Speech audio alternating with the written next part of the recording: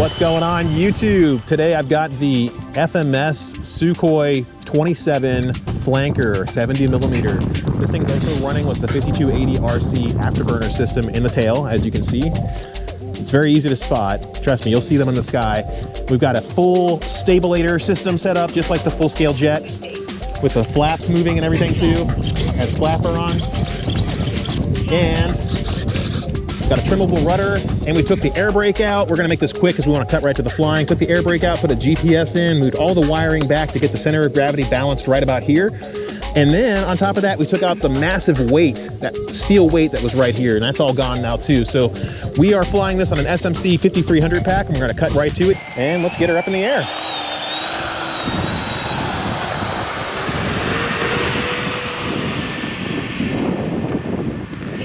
A little rough on that takeoff. Could have rotated it smoother. All right, so we've already flown it off camera, but to give you guys an idea of what to expect, let's go ahead and do some stuff with it. This sun that we're flying in is not great. Sorry about the sun, Will. You're fine. Turn her around. Very responsive so far. It does fly heavy. I'm only about halfway through the stick. See how it goes straight vertical. Flip over itself. No problems at all. This is on a SMC 5500 test pack, lithium high voltage. 6 minutes. I mean, it's responding no problem. Look at it go. We did replace the linkages with freewing ball links and freewing couplers. We're gonna suggest that you do the same thing because it's gonna give you much more security on the stabilators. Was gonna do a tail slide, but that wind really picked up. Felt it was better to not do that. But yeah, replace the couplers with freewing metal units. They're not expensive at all. It's like a $10 upgrade. We did put B13 DLM servos from AGFRC into the stabilators. The rest of the servos were stock. We took the receiver, put it into the air brake compartment. And then, what else did we do to it? Took out the weight in the tail, like I might have mentioned in the beginning. A lot of different things we've done to this jet to really kind of get it to perform, and it's much more lightweight than it would be stock. And the center of gravity is where it should be. Look at those barrel rolls go in. Nice stuff. I like the way this thing handles. It's got a good feel to it in the sky. It does feel heavy, but the new FMS 3060 70 millimeter motors are really good. This is the same stuff that my buddy Air Guardian Alejandro uses on his channel with his SU-35 from Freewing. Doesn't even bite you in a stall. Look at that, full loop without accelerated stalls. Not bad at all. We need to do some high alpha testing. Actually, let's do a power off stall real quick. Full back on the elevator. Nose down. Very stable platform. 22.34 volts. I'm betting we could do inverted high alpha with it. So let's take it into that. We're gonna go up high. We're not gonna go too low to the ground, just in case the wind gets kind of crazy.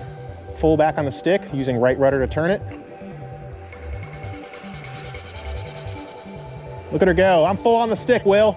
I see that. Awesome, man. I think we could get lower. 21.2. But we're not gonna try that on the second or third flight here, just in case. Handles so good. I mean, it's got some weight to it, so it's gonna cut through the turbulence pretty well. We're gonna land without flaps, do a quick touch and go. Check our voltage. 22.31 volts. Plenty of power. That was like half throttle when it registered that. You hear the wind through the trees right now. Jet's handling it pretty well. Not the best landing ever, but it handles it. It's a heavy jet, guys, and this turbulence is no fun. You can see it getting rocked around constantly. I'm doing my best to stabilize it, but there's only so much you can do. Either you fly in the wind that you got, or you don't fly at all. And I gotta get that content shot for you guys. I told FMS I'd shoot this jet, and I'm sure they appreciate actually having it come back in one piece. Go half flaps on this landing.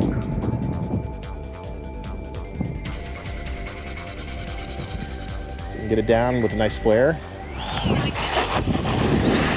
A little bit of turbulence at the last second, always seems to happen. With the flaperons, it lands really well, at least in the couple of calm conditions that I've had. But it's been nutso trying to land this thing in this wind. You'd think it'd be better with the higher wing loading that it's going to have because of how heavy the jet is. But that's not always how it works, unfortunately. Sometimes it's the planned form of the jet. Sometimes it's other factors that are outside of your control. The wind has died momentarily. Let's go full flaps, bring it in and land it, and then do some B-roll footage with it. If we can get it in safe, which I think we can. 21.97 volts.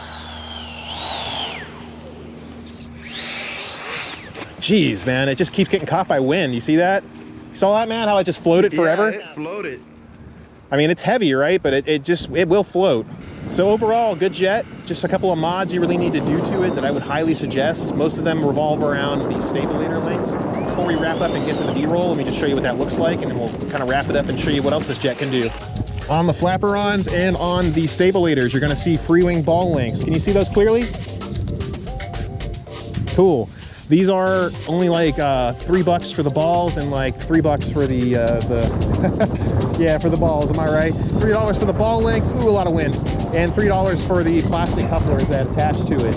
And that's all you need to make this jet secure and not have to worry about it. You can leave the ones in the rudder alone, those stock FMS ones, there's no problems there, not enough load on that, but on these critical flight control surfaces in the back, you're gonna want it. Easy upgrade. And then on top of that, you're gonna want to consider putting your, take the air brake out. There's very little use for it. And you'll see that you can still hold the nose up and destroy lift and get the plane to sink just right and have the center of gravity balanced where it needs to be. So let's go ahead and move on to the B-roll stuff. We know a lot of pilots search YouTube for videos to see how a plane will take off and land, so let's dispel any myths about this jet up front. It doesn't really have any bad characteristics. Even in turbulence and crosswinds, the jet is remarkably stable.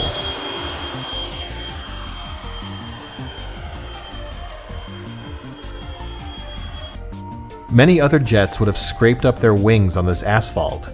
Rest assured that you've got nothing to worry about here. That stability extends throughout the flight envelope.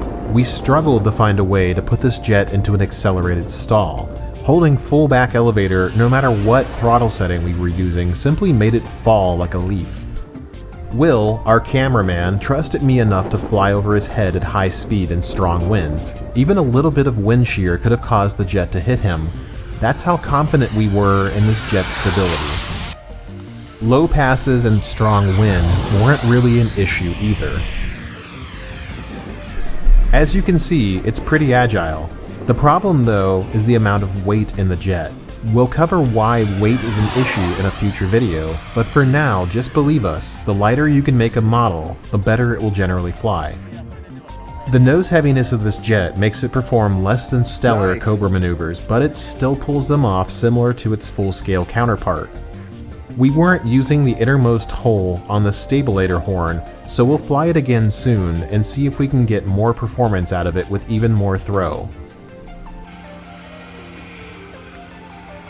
It does perform a pretty good inverted high alpha and is capable of regular high alpha too. We were really impressed with its overall stability while still maintaining agility. It's reminiscent of the freewing F-22, but with a little bit more weight and much more stable upright high alpha capability.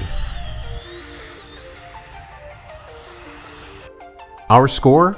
It's a solid 8.5 out of 10. The weight is a drawback, but it can be addressed by removing the air brake and the weight in the tail. Using AGF RC B13 DLM servos in the stabilators will give the stabs much needed torque. Links are in the description if you'd like to use them. Replace the ball links with freewing components. Links are also in the description for those. It's a cheap upgrade that offers a lot of security and peace of mind, plus ease of adjustment. If you enjoy Russian fighter jets, you'll like this one. It's way more powerful than the e-flite Su-30 derivative that released a few years ago. As a bonus, check out Will's Su-30 crash from the same day. We all make mistakes, and he can thankfully laugh off the ones that he's made. We're fortunate to have someone like him as part of our channel. See you guys on Saturday.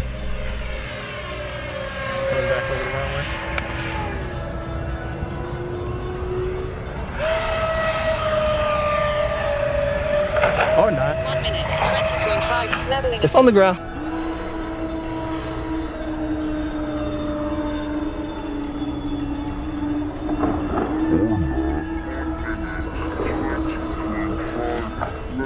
Oh, guys.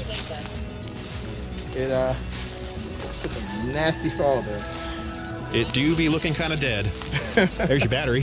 Yeah, battery's there. No data. There's your canopy. Canopy's still in one piece. Put a lot of work into it, but hey, FMS makes them. So Look at that. You got a tree branch sticking right through your missile pylon hole right there. See it?